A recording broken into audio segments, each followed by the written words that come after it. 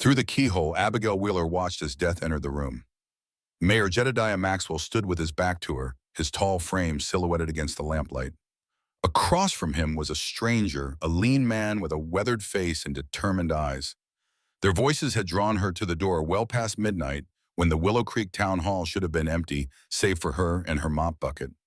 "You have one last chance to walk away from this, Reed," Maxwell said, his voice carrying the practiced ease of a man accustomed to being obeyed. "Whatever you think you know, whatever you think you've found, it won't matter once you're gone." The stranger Reed stood his ground. "We both know I can't do that, Maxwell. I've seen the manifests. I know about the shipments through Silver Pass. I know who's involved." Maxwell's laugh was soft and cold. "And who would believe you over me? I built this town from nothing. These people trust me. The federal marshals don't need their trust. Just evidence." Reed reached slowly into his coat. "Evidence I now have." The movement was so quick, Abigail nearly missed it. Maxwell's hand flashed to his waistcoat, and the report of the pistol shattered the midnight silence. Reed's body jerked backwards, surprise blooming across his face along with a dark stain spreading across his chest. "Evidence," Maxwell spat, firing again. "Your evidence dies with you." Reed crumpled to the floor, his unseeing eyes turned toward the door, toward Abigail. Her breath caught in her throat. In her shock, the mop handle slipped from her fingers, clattering against the wooden floor. Maxwell's head snapped toward the sound. "Who's there?" Panic seized her. Abigail scrambled backward, knocking over her bucket. Water spilled across the floorboards as she fled down the darkened hallway, her heart hammering against her ribs. Behind her, she heard the office door fling open. "Find them!" Maxwell's command echoed through the empty building. "Whoever it was, find them now." Abigail slipped into a broom closet just as heavy footsteps rounded the corner. Through the crack in the door, she watched Maxwell's shadow pass by, his silhouette distorted and monstrous against the wall. She pressed a hand to her mouth, stifling her ragged breathing. She had seen too much. And in Willow Creek, secrets had a way of becoming death sentences. 1 year later, Abigail stood barefoot on the auction block, the morning sun harsh against her pale skin. Dust from the dirt road clung to her ankles, cracked and brown from years of labor beneath the open sky. Her faded dress hung loosely on her thin frame, once blue, but now a nondescript gray that matched the bleakness in her eyes. She didn't move, didn't flinch, as the curious eyes of Willow Creek's residents examined her like livestock. The night before still burned in her memory, the cool air against her face as she ran through the darkness, a small bundle of belongings clutched to her chest. The sound of hounds baying in the distance. The glint of lanterns bobbing like fireflies as men on horseback closed in. Then the icy grip of Mayor Maxwell's hand on her arm as he dragged her from the shallow waters of Cottonwood River. "No one leaves Willow Creek without paying their dues, girl," he had whispered, his breath hot against her ear. His fingers had dug into her chin, forcing her to look into his cold eyes. "Especially not you." Now in the harsh light of day, those same eyes watched from the second-story window of the town hall, a shadow behind glass as the auctioneer's voice rose above the murmur of the crowd. 19 years old, healthy and strong," the auctioneer called out, circling around Abigail with a showman's practiced stride. "Can work the fields or keep house. Tried to run once." He paused, allowing a knowing chuckle to ripple through the crowd. "But nothing a firm hand can't manage." Abigail kept her gaze fixed on a patch of dirt directly ahead, refusing to acknowledge the whispers and stares. Her wrists burned where the rope had rubbed them raw during the night. A thin line of dried blood circled each, like macabre bracelets. At the edge of the square, leaning against the porch post of the saloon, stood Eleanor Wheeler. Her once beautiful face was now weathered, her hair prematurely gray, her eyes sunken into dark hollows. A half-empty bottle dangled from her fingers. "She ain't worth much," Eleanor called out, her voice rough from years of cheap whiskey. "But I can't control her no more." She took another swig, wiping her mouth with the back of her hand. "Girl's got notions about leaving, thinks she's too good for Willow Creek." The crowd shifted uncomfortably. Most knew better than to cross Eleanor Wheeler, or more specifically, the men she associated with. "Eleanor's girl," an old woman whispered behind her hand. "They say she knows too much." "Maxwell wants her gone from town one way or another," her companion replied, barely audible. Abigail heard them but gave no indication. She had learned long ago that showing you were listening only brought trouble. Instead, she focused on keeping her breathing steady, on not letting her legs shake despite having stood for hours, on surviving this moment just as she had survived all the others. The auctioneer cleared his throat. Who will start the bidding? She's young, she'll work hard, just needs a firm hand to guide her to the end. Silence fell over the square. No one raised a hand. A few men looked, then looked away. A shopkeeper shook his head and muttered something to his wife. Abigail felt a spark of hope.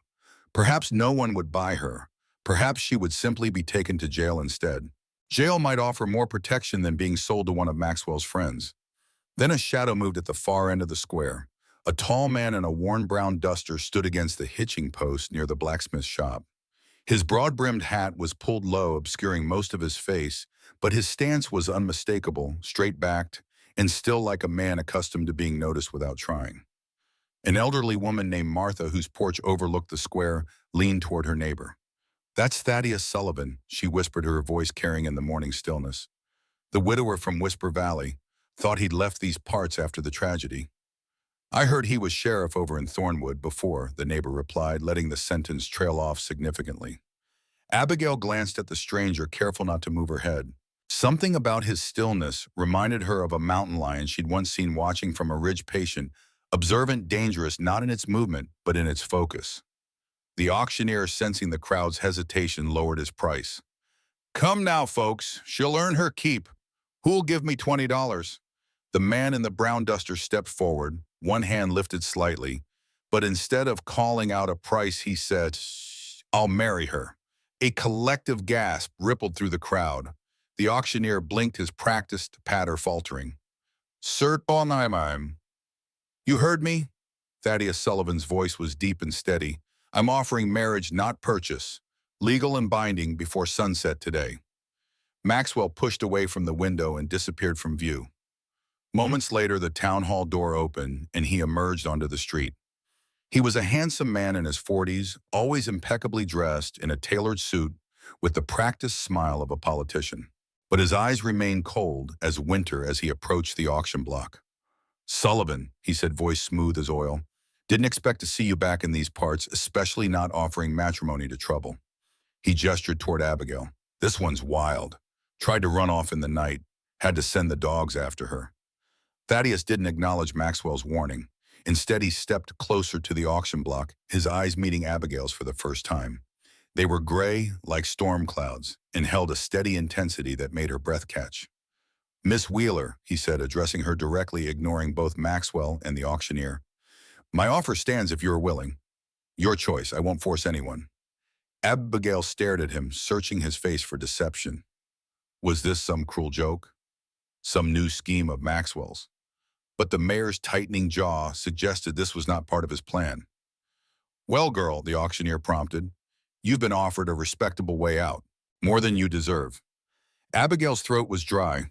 She looked from Thaddeus to Maxwell, then to her mother, who was watching the proceedings with an unreadable expression.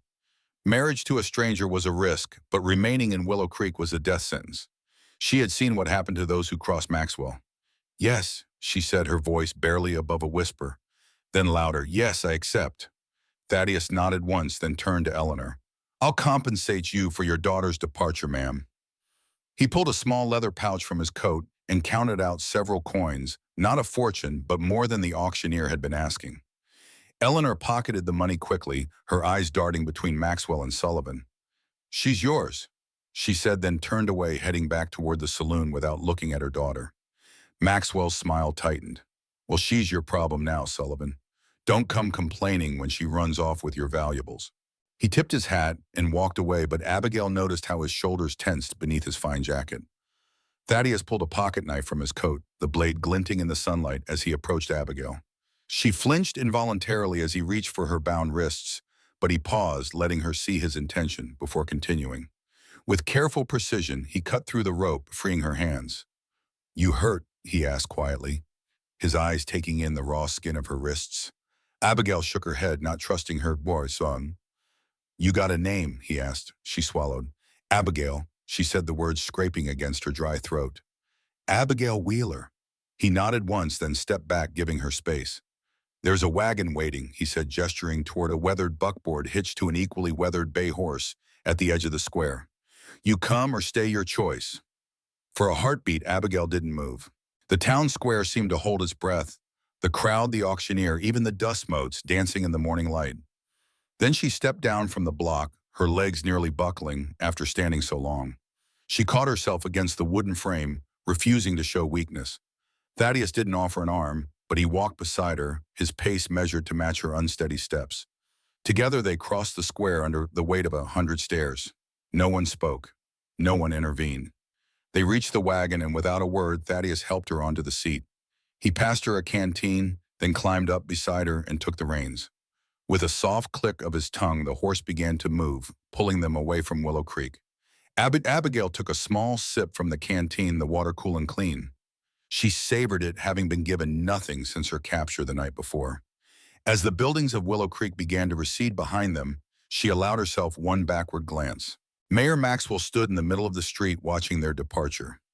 Even at a distance, she could feel the chill of his gaze, the unspoken promise that this wasn't over. The road stretched before them like a pale ribbon winding through the scrubby hills that surrounded Willow Creek. They traveled in silence, the rhythmic creak of wagon wheels and the steady clop of hooves, the only sounds breaking the stillness of the morning. Abigail sat rigid on the hard wooden seat, her hands clutching the edge, unsure what to expect from this stranger who had purchased her freedom, or perhaps just changed her captor. The sun climbed higher, beating down on them with increasing intensity, but Thaddeus Sullivan seemed unbothered by the heat, his posture relaxed but vigilant eyes constantly scanning the road ahead and the landscape around them. After nearly an hour, he spoke without turning to look at her. "There's bread and cheese in the sack behind the seat if you're hungry." Abigail hesitated, then reached back and found a cloth-wrapped bundle. Inside was a half loaf of bread, a wedge of cheese, and a small apple. Her stomach cramped at the sight of food, reminding her she hadn't eaten since yesterday morning. "Thank you," she said quietly, breaking off a small piece of bread. He nodded but said nothing more. As they ate in silence, the landscape gradually changed. The dusty hills gave way to greener pastures, and stands of cottonwood trees appeared along the bends in the road. In the distance, mountains rose blue and hazy against the horizon. After another hour, they turned onto a narrower track that wound through a grove of aspens, their leaves shimmering silver green in the breeze. "Why did you offer marriage?"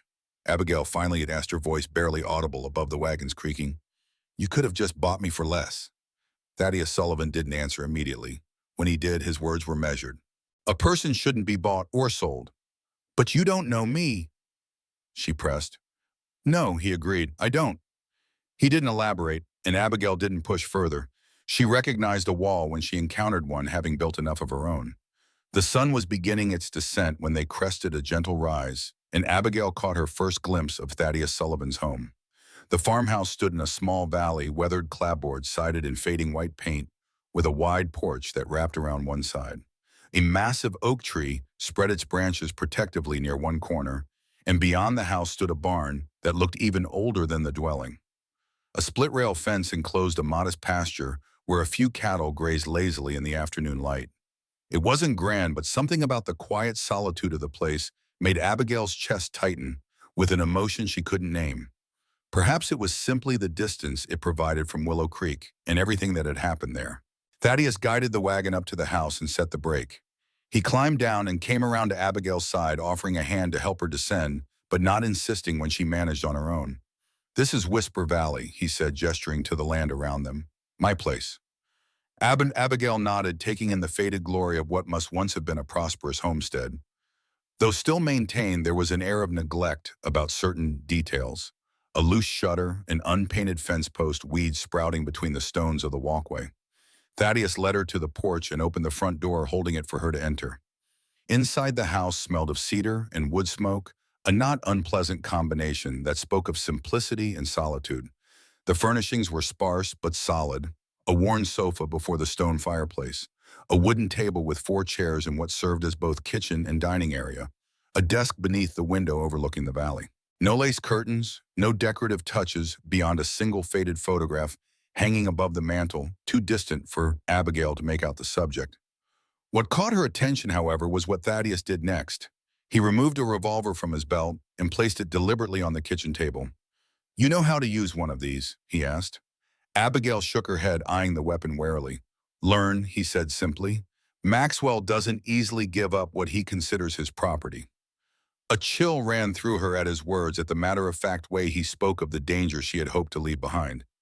You know about Maxwell? She asked, careful to keep her voice steady. I know enough. His jaw tightened almost imperceptibly. This place is remote but not unreachable. Better you be prepared. He moved to a cabinet and took out a second gun, smaller than the first. This was my wife's, easier to handle for someone with smaller hands. I'll show you how to use it tomorrow. Without waiting for her response, he crossed to a narrow staircase in the corner of the room. Kitchen's through there, he said, pointing to a doorway. Your room's upstairs, first door on the left. There's a washroom at the end of the hall. He paused at the foot of the stairs, his expression unreadable beneath the shadow of his hat, which he had yet to remove.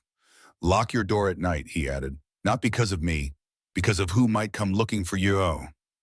With that, he climbed the stairs, his footsteps heavy on the wooden treads.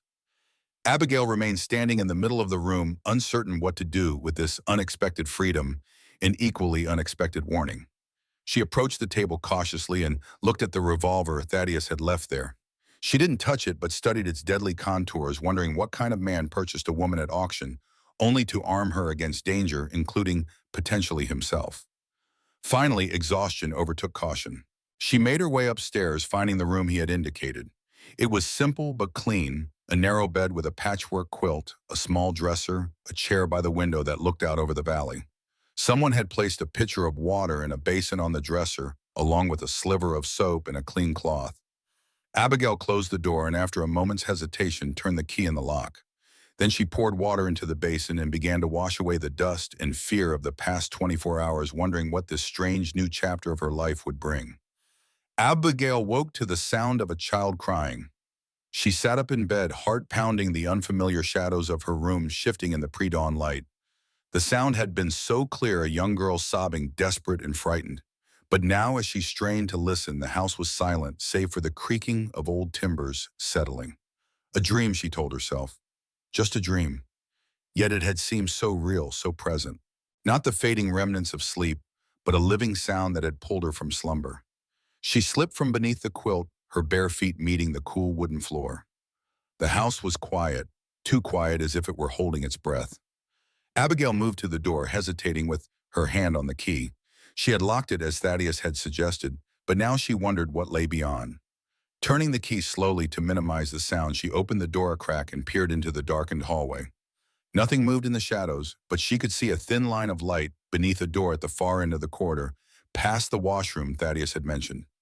As she watched a figure pass before the light, Thaddeus she assumed, and she heard the low murmur of a voice. The words were indistinct, but the tone was gentle, soothing. Then silence. Abigail eased her door closed and returned to bed, pulling the quilt around her shoulders against a chill that had nothing to do with the pre-dawn air. Sleep eluded her as her mind turned over possibilities. Who had Thaddeus been speaking to? He had indicated they were alone at the homestead, yet he clearly lived with secrets of his own.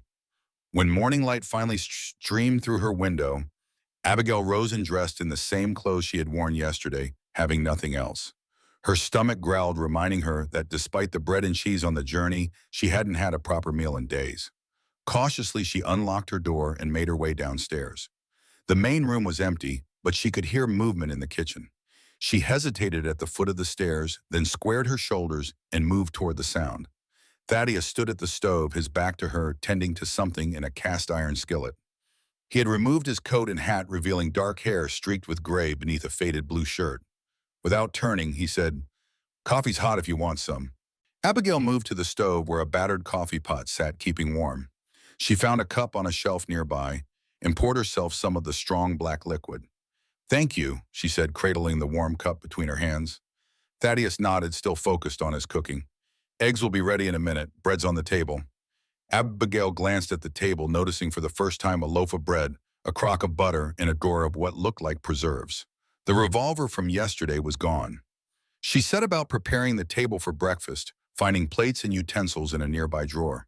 It felt strange to be doing such ordinary tasks after the events of yesterday, but there was comfort in the familiar motions. They ate in near silence, the scrape of forks against plates the only sound in the kitchen. Thaddeus's manner wasn't unfriendly, simply reserved as though conversation were a luxury he had long ago set aside. When they had finished, Abigail rose to clear the dishes. "You don't have to do the housework," Thaddeus said his first full sentence since greeting her. Abigail paused, plates in hand. "If I don't work, I think too much," she replied, not meeting his eyes. Something like understanding flickered across his face. He nodded once and rose from the table. "I've got work in the north pasture today. There's a garden out back if you want fresh vegetables. Pumps there too for water." He hesitated, then added, "Stay close to the house. Like I said, Maxwell has a long reach." With that, he took his hat from a peg by the door, settled it on his head, and left the screen door closing softly behind him. Abigail finished cleaning the breakfast dishes, then explored the house more thoroughly. It was larger than it had appeared from outside, with 4 bedrooms upstairs and a small study off the main room downstairs. Everything was neat but Spartan, as though the house had once been filled with life and was now merely being maintained rather than lived in. She found a broom in a closet and began to sweep, working methodically from one room to the next. The physical labor was soothing, giving her hands something to do while her mind processed the sudden changes in her circumstances. As she worked, she became aware of the door at the end of the upstairs hallway just past the washroom. Unlike the other doors, this one was closed. She approached it cautiously and tried the handle. It was locked.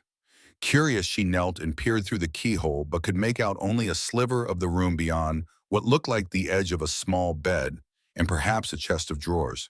She straightened, troubled by the mystery, but respectful of the boundary it represented. By midday, Abigail had cleaned most of the downstairs and was turning her attention to preparing something for the midday meal when she heard the sound of an approaching horse. Her heart rate quickened as she moved to the window, half expecting to see Maxwell or one of his men. Instead, she saw a weathered wagon drawn by a mule, driven by an older man with a full beard and a kindly face. He pulled up to the house and called out, "Hello, the house. Anyone home?"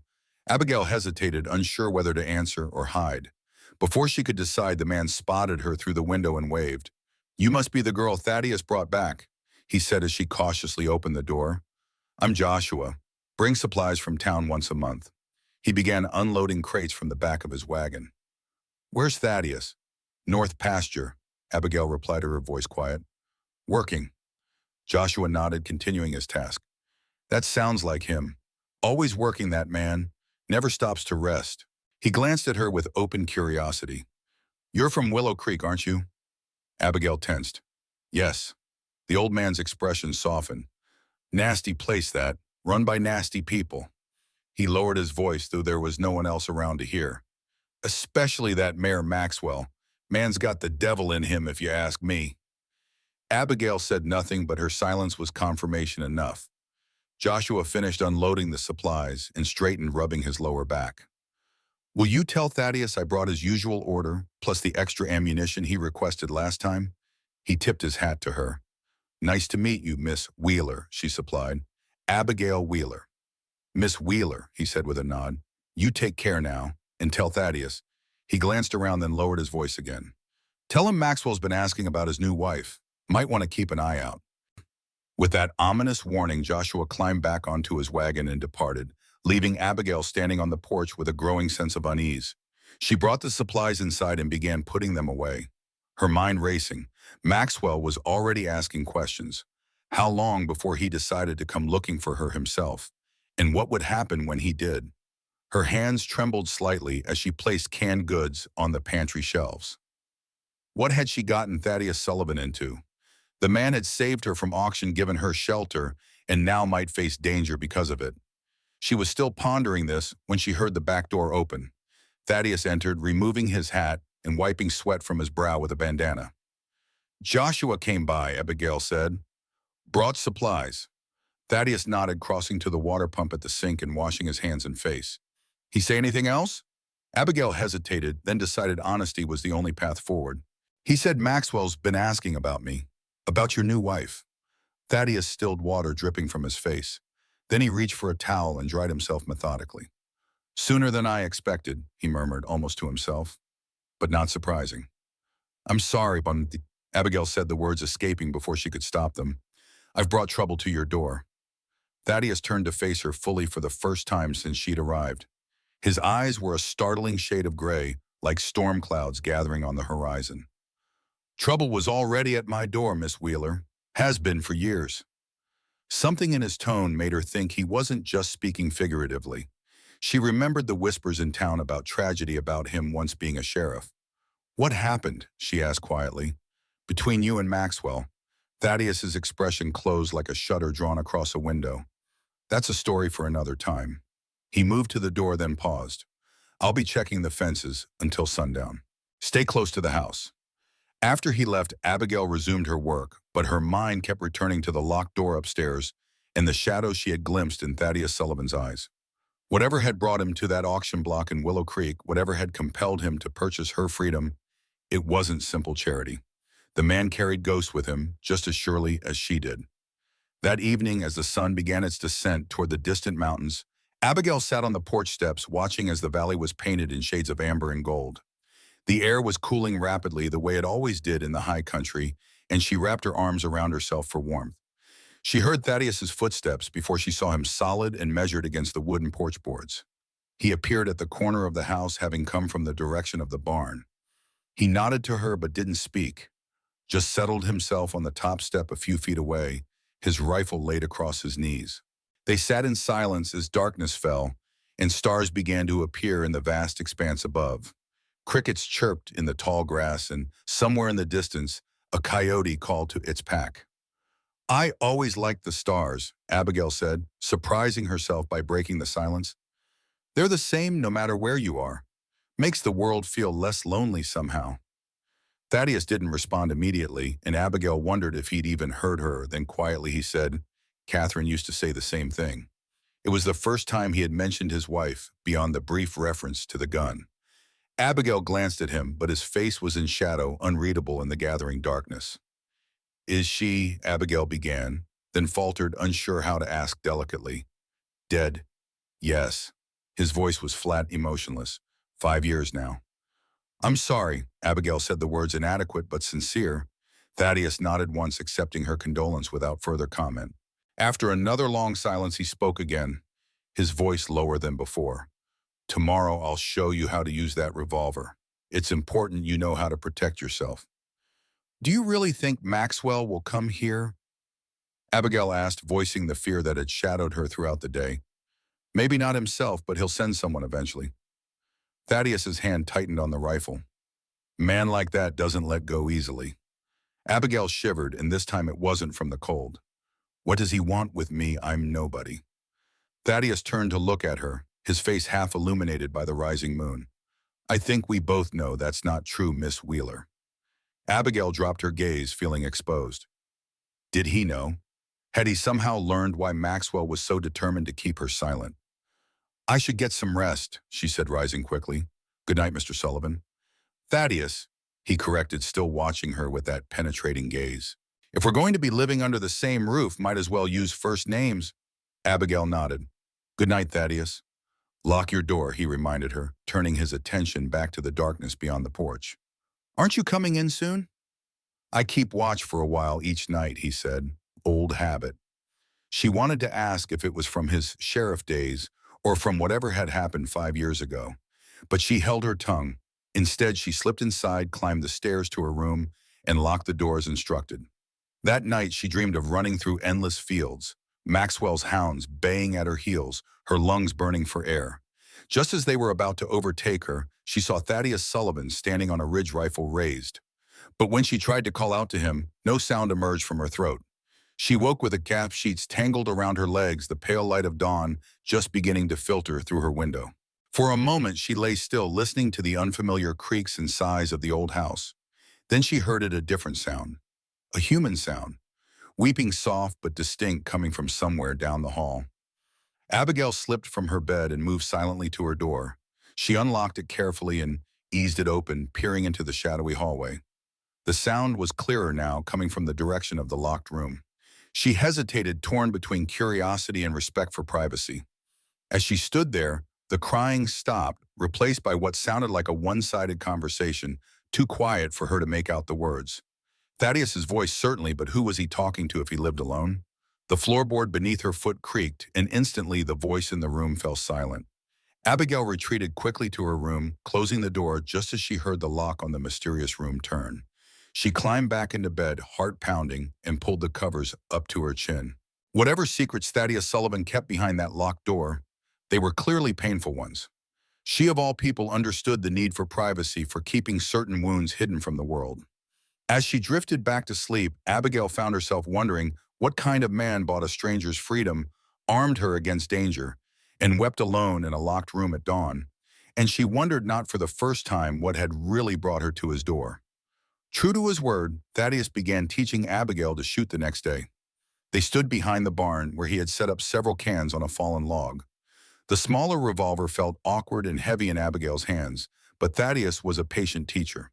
Keep both eyes open, he instructed, adjusting her grip slightly. Sight along the barrel, not over it. When you're ready, take a breath, let half of it out, and squeeze the trigger. Don't pull it. Abigail followed his directions, focusing on the nearest can. She squeezed the trigger, and the gun kicked in her hand, the shot going wide. That's normal, Thaddeus said, noting her disappointed expression. Takes practice. Try again. They spent an hour practicing, and by the end, Abigail had managed to hit 3 of the 5 cans. Her arms ached and her ears rang from the gunshots, but she felt a small sense of accomplishment and, more importantly, a little less helpless. As they walked back to the house, Thaddeus seemed lost in thought. Finally, he spoke. You did well. Keep practicing every day, same time. I'll leave you a box of ammunition. Thank you, Abigail said, for teaching me, for... She gestured vaguely, encompassing the house, the land, everything he had provided. All of this. Thaddeus's expression remained impassive, but he nodded in acknowledgement. Everyone deserves a chance to stand their ground, Abigail, even those who've been knocked down more than most. There was something in his tone that suggested he wasn't just speaking about her. Abigail thought again of the weeping she'd heard at dawn, of the locked room and its mysteries. The room at the end of the hall, she said the words out before she could reconsider. I was awake early and... Thaddeus stopped walking, his body suddenly tense. For a moment, Abigail feared she had overstepped, that he would be angry. Instead, his shoulders slumped slightly, as though under an invisible weight. That was Rebecca's room, he said, his voice so low she had to strain to hear it. My daughter's. Abigail felt a pang of sympathy. Is she gone? Yes, he said, the single word laden with grief. She would be 12 this year. Abigail didn't press for details, recognizing the pain etched in the lines around his eyes. I'm sorry, she said again, wishing she had better words to offer. Thaddeus nodded once sharply, as though physically cutting off the conversation. I need to check the cattle in the south pasture. There's stew left from yesterday if you get hungry before I'm back. He strode away, leaving Abigail standing alone, watching his retreating figure and wondering what tragedy had befallen the man who had saved her from her own.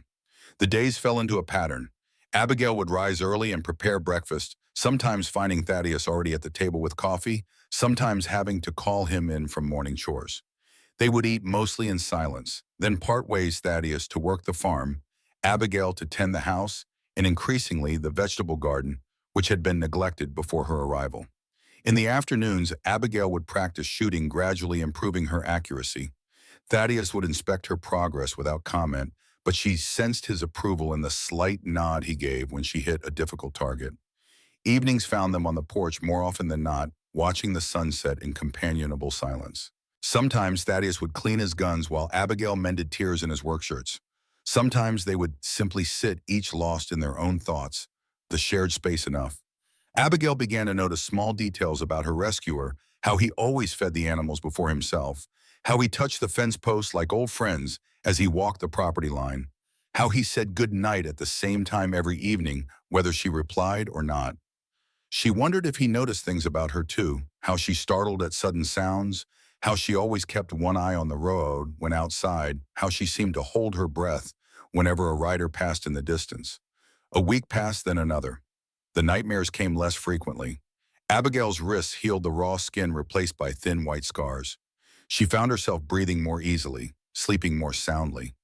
The constant fear that had been her companion in Willow Creek began to recede, replaced by a cautious sense of security.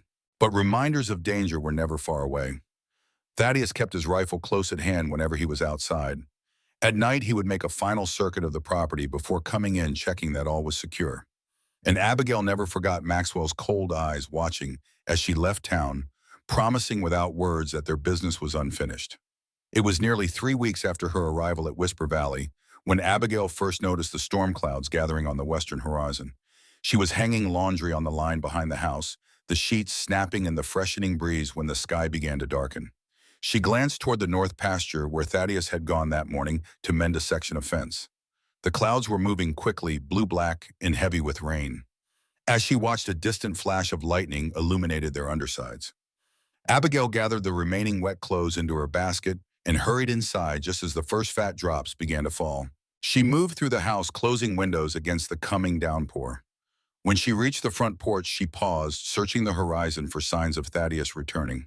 The rain intensified, drumming against the roof with increasing urgency.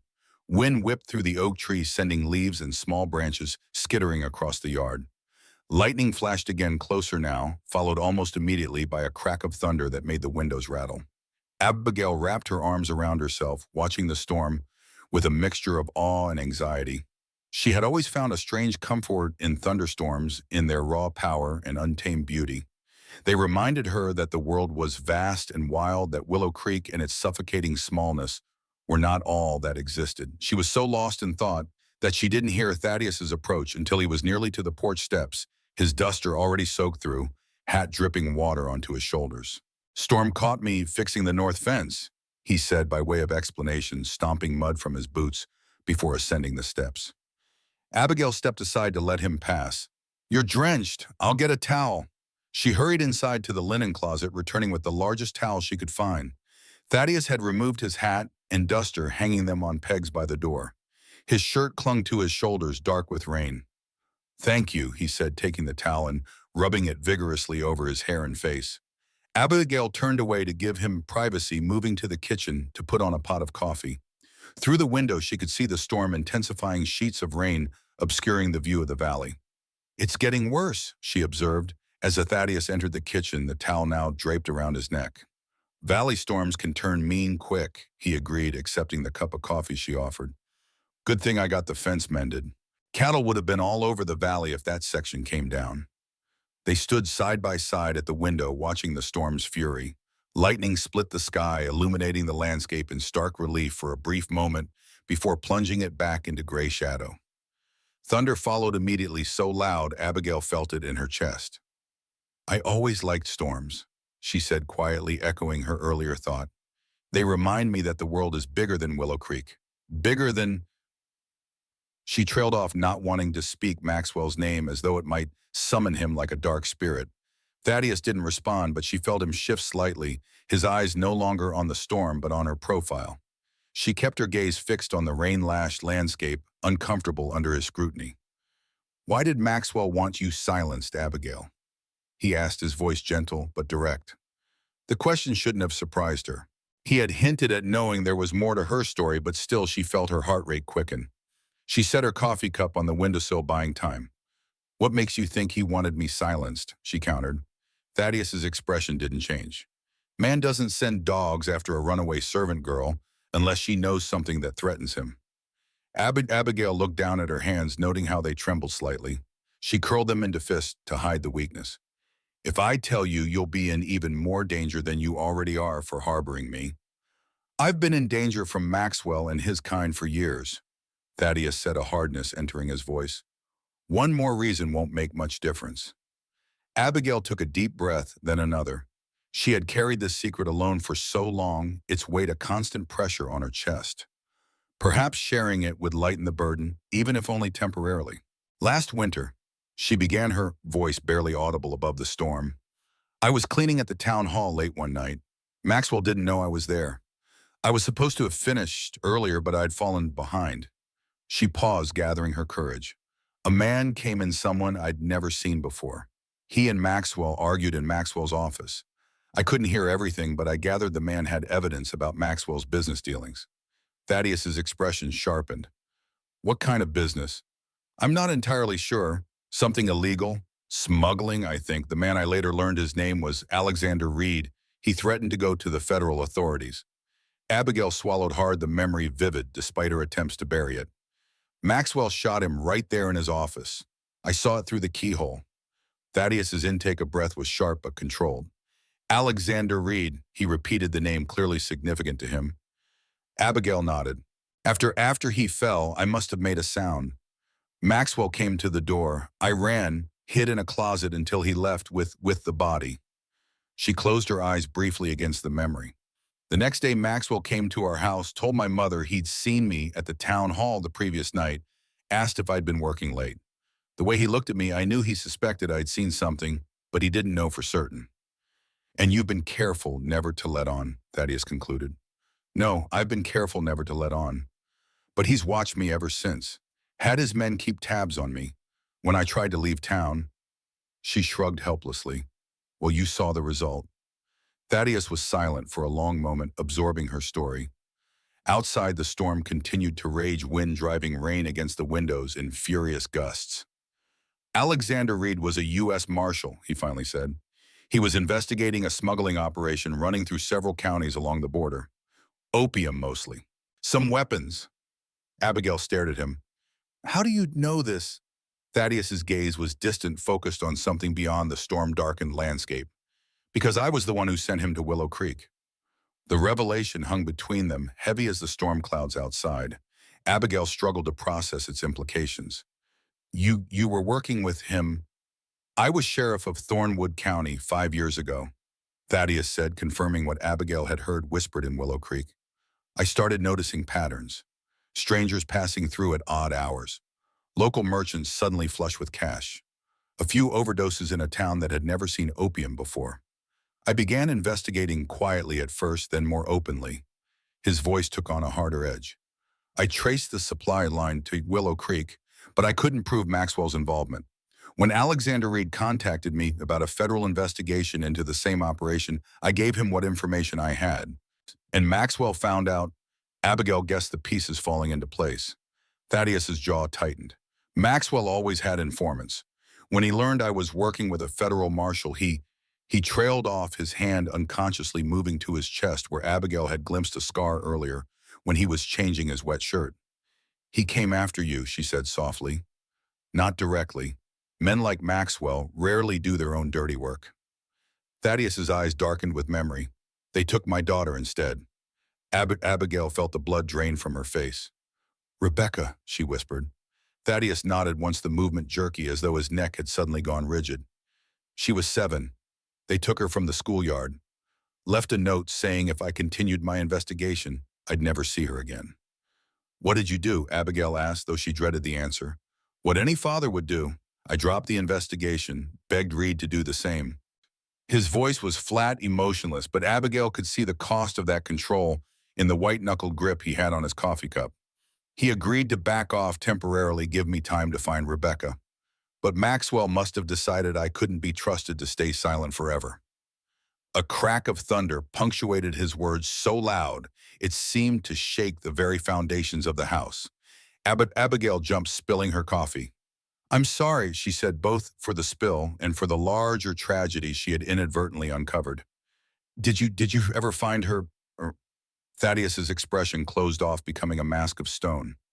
No, 3 weeks after she disappeared, there was a fire at my house in Thornwood. My wife was inside. Abigail covered her mouth with her hand, horror washing over her. Oh, Thaddeus. The official report said it was an accident. Lamp knocked over, but I knew better. His eyes met hers, filled with a grief so profound it stole her breath.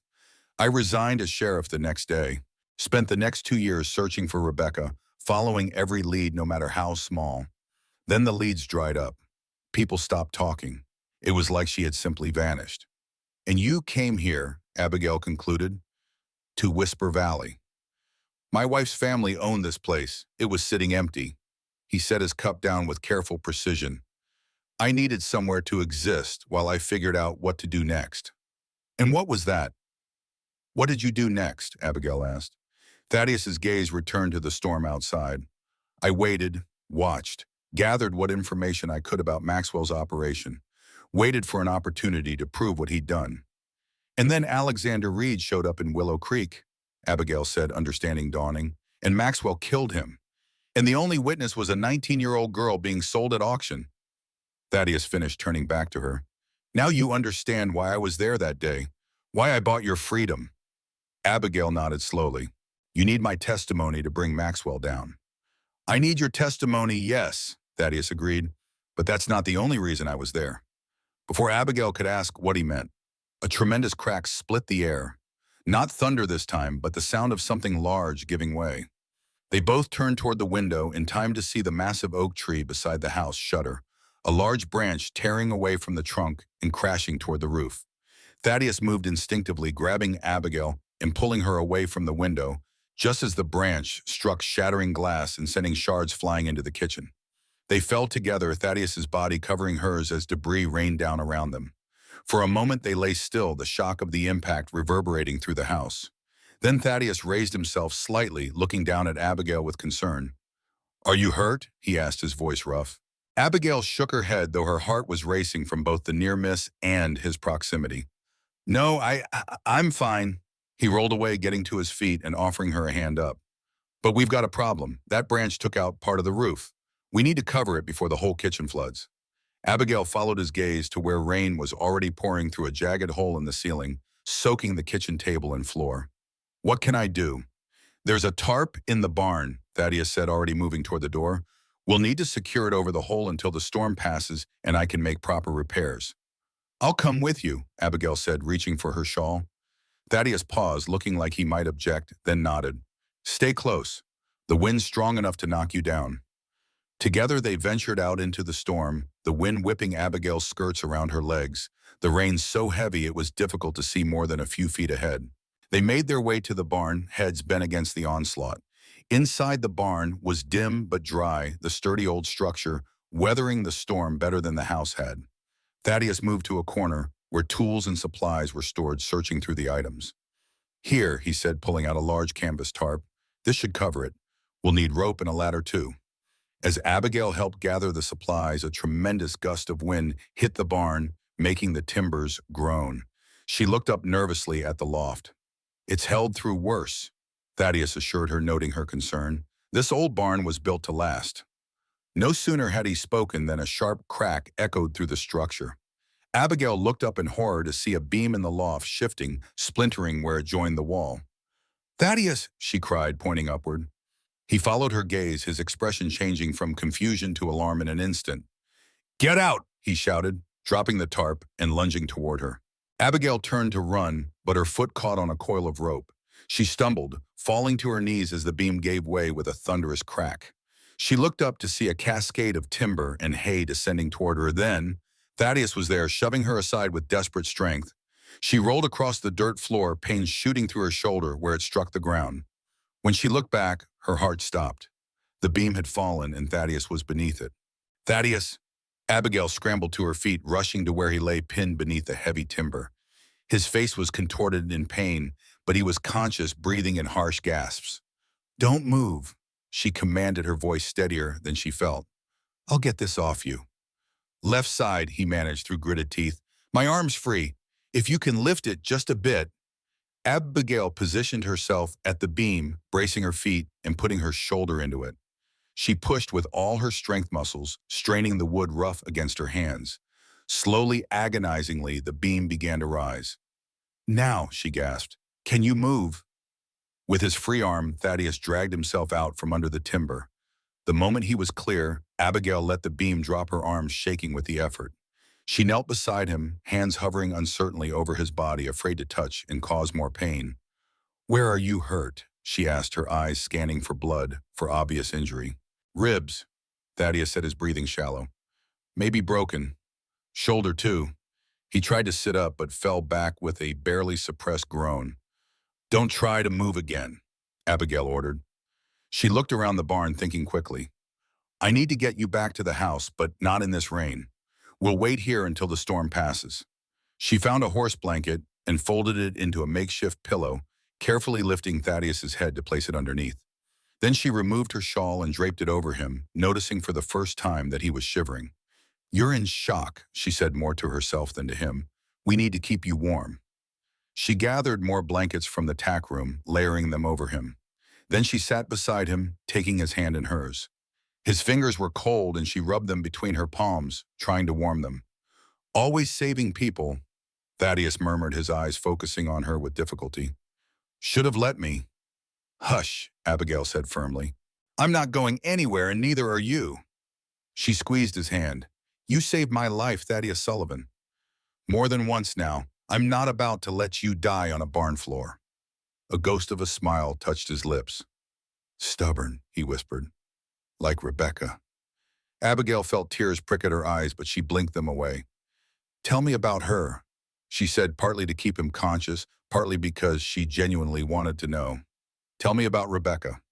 Thaddeus's gaze drifted, focusing on something beyond the barn's shadowy rafters. Fearless, he said softly. Never met a tree she wouldn't climb, or a horse she wouldn't ride. Smart, too. Reading before she was 5. His voice broke slightly. Eyes like her mother's. Like she was seeing right through me. Abigail continued to hold his hand as he spoke, watching the rise and fall of his chest, listening to the rain drumming on the barn roof. The storm was beginning to abate, the gaps between thunder and lightning growing longer. I keep her room just as it was, Thaddeus continued, his voice growing fainter. Can't bear to change it. Like admitting she's really... You don't know that for certain, Abigail said gently. She could still be out there somewhere. Thaddeus's eyes found hers again, a spark of something, hope, perhaps lighting them briefly. That's what keeps me going. The possibility. He squeezed her hand weakly. But after 5 years, sometimes hope feels like a cruel joke. Abigail thought of her own mother, who had sold her to be rid of her, of Maxwell, who would kill to keep his secrets, of the cruelty and indifference that seemed to govern so much of the world. But she also thought of this man who had bought a stranger's freedom and given her shelter, who had suffered unimaginable loss, yet still fought for justice. I don't think hope is ever cruel, she said finally. Painful sometimes, yes, but not cruel. She brushed a strand of hair from his forehead. Rest now, the storm's passing. We'll get you to the house soon. Thaddeus's eyes drifted closed, his breathing evening out as he slipped into an uneasy sleep. Abigail continued to hold his hand, watching over him as the storm gradually faded to a gentle rain and the barn grew quiet around them. In that moment of stillness, with Thaddeus's hand warm in hers and the soft sound of rain on the roof, Abigail realized something that both frightened and exhilarated her. Sometime in the past weeks, this place had begun to feel like home, and this man, with all his mysteries and sorrows, had begun to feel like someone worth fighting for. She settled more comfortably beside him, prepared to wait as long as necessary for the storm to pass completely. Whatever came next, whether Maxwell's men or more storms or the hard work of healing, they would face it together. Because for the first time in her life, Abigail Wheeler had found something she wasn't willing to run from. The storm passed, leaving behind a washed-clean sky and the earthy scent of rain-soaked soil. Abigail had managed to help Thaddeus back to the house, supporting his weight as he limped across the muddy yard. Now he lay on the sofa in the main room, his face pale against the dark fabric, his breathing shallow but steady. Abigail wrung out a cloth in cool water and placed it gently on Thaddeus's forehead. She had removed his shirt to assess his injuries, 3 ribs bruised, or possibly cracked, his right shoulder badly wrenched, and a gash along his left forearm that she had cleaned and bandaged. Nothing immediately life-threatening, but certainly painful and debilitating. You don't have to fuss, Thaddeus murmured, his eyes opening to slits. I've had worse. That doesn't make this any less serious, Abigail replied, adjusting the blanket she had draped over him. You need rest and probably a doctor, though I don't suppose there's one nearby. Nearest doctor's in Silverdale. 2 days' ride. Thaddeus shifted slightly and winced. Not worth the trouble. I'll heal. Abigail frowned but didn't argue. She'd seen enough injuries in her life to know his assessment was probably correct. Painful though they were, his wounds would likely heal with time and rest. Still, she wished there was more she could do to ease his discomfort. There's laudanum in the cabinet above the stove, Thaddeus said, as if reading her thoughts. If the pain gets too bad. Abigail nodded and rose to fetch it, returning with a small brown bottle and a spoon. She measured out a dose and helped Thaddeus lift his head to take it. Thank you, he said, settling back. Not just for this, for before in the barn. You would have done the same for me, Abigail said simply. In fact, you have done the same for me more than once now. A ghost of a smile touched Thaddeus's lips. Suppose that makes us even. Not even close, Abigail said, her voice softening. I still owe you for Buying my freedom in the first place. Thaddeus's expression grew serious. You don't owe me for that, Abigail. No one should be bought or sold. I just did what any decent person would do. Then there aren't many decent people in Willow Creek, Abigail observed, remembering how the crowd had watched her auction without intervening. No, Thaddeus agreed, his voice hardening. There aren't. They fell silent, Abigail continuing her ministrations, Thaddeus gradually relaxing as the laudanum took effect. Outside, twilight deepened into night, the last streaks of orange fading from the western sky. You should get some sleep, Thaddeus finally said, his voice thick with impending unconsciousness. Been a long day. Abigail hesitated. I'd rather stay close in case you need anything. I'll be fine, he insisted, though his eyelids were already drooping. Just need rest. Abigail reluctantly agreed, arranging the blankets one last time and placing a glass of water within his reach. She checked that the doors were locked and the curtains drawn, then climbed the stairs to her room, exhaustion suddenly weighing on her like a physical burden. She had just changed into her nightgown when a noise from outside caught her attention. Moving to the window, she peered cautiously into the darkness. The moon was rising, casting a silvery glow over the yard and outlying fields. At first, she saw nothing unusual. Then a movement near the road caught her eye, a rider moving slowly toward the house. Abigail's heart rate quickened. She quickly pulled on a robe and hurried downstairs, careful to avoid the steps that creaked. Thaddeus was asleep on the sofa, his breathing deep and unaffected by the laudanum. She hesitated, torn between waking him and investigating herself. The decision was made for her when a soft knock sounded at the front door. Abigail glanced at Thaddeus's gun belt hanging by the door, the revolver still in its holster. She took it out, holding it awkwardly but with determination, and approached the door. Who's there? She called, trying to keep her voice steady. Joshua, came the reply. From town. I need to speak with Thaddeus.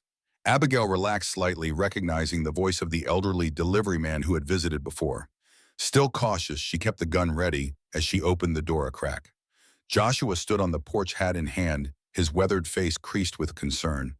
Behind him, his mule and wagon waited in the yard. Miss Wheeler, he said, nodding to her. I apologize for the late hour, but it's important.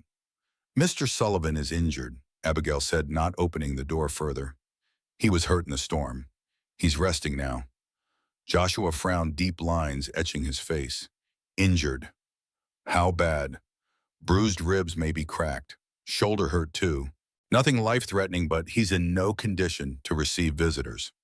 Joshua glanced over his shoulder nervously. I wouldn't have come if it wasn't urgent. It's about Maxwell. Abigail's grip tightened on the revolver. What about him? He's been asking more questions, not just casual inquiries anymore. He's offering money for information about Thaddeus's house guest.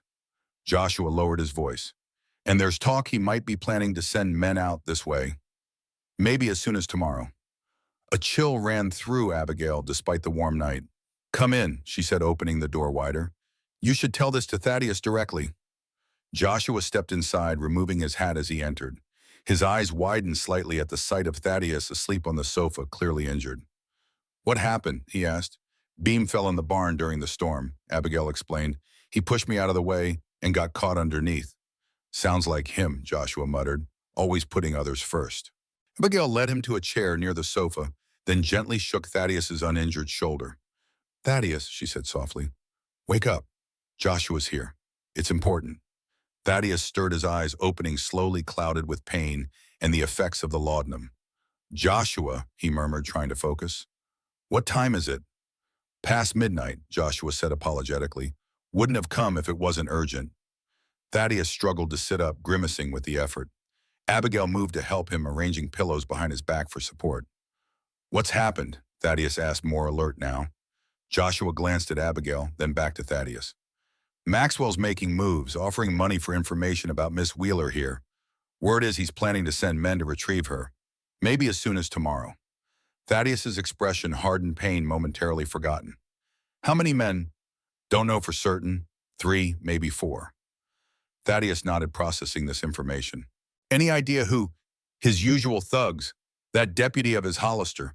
Probably the Blackwood brothers. Joshua removed his hat, twisting it in his hands.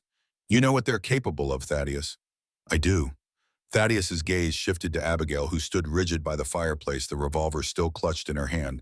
Joshua. I need you to do something for me. Name it. Take Abigail to Silverdale tonight. She'll be safer there until this blows over. No. Abigail's response was immediate and absolute. I'm not leaving you here, injured, to face Maxwell's men alone. This isn't a debate, Abigail. Thaddeus said, his tone sharpening. You're the one they want. If you're not here, they have no reason to cause trouble. That's not true, and you know it, Abigail countered. Maxwell wants both of us silenced. If I leave, you'll be an easy target, and then they'll just come after me next. Joshua shifted uncomfortably, clearly caught in the middle of a tense disagreement. She might have a point, Thaddeus. Maxwell's got a grudge against you that goes well beyond the girl. Thaddeus's jaw tightened, but before he could respond, Abigail continued. Besides, I can shoot now. You taught me, and I know this house, its defenses. She straightened her shoulders. I'm staying, Thaddeus. We face this together or not at all. Thaddeus stared at her for a long moment, a mixture of frustration and something else, perhaps respect, in his gaze. Finally, he sighed. You're as stubborn as Rebecca ever was, he muttered. Abigail took that as capitulation. She turned to Joshua. Thank you for the warning. Is there anything else we should know? Joshua hesitated, then nodded. Actually, yes. Eleanor Wheeler, your mother, she's been asking about you too. Abigail stiffened. My mother, what did she want? Didn't speak to her directly, Joshua said. But Martha, you know, the widow who lives near the church. She said Eleanor seemed worried, not drunk for once. Asked if anyone had heard how you were faring out at Sullivan's place. A complicated mix of emotions crossed Abigail's face. Surprise, suspicion, a hint of long-buried hope quickly suppressed.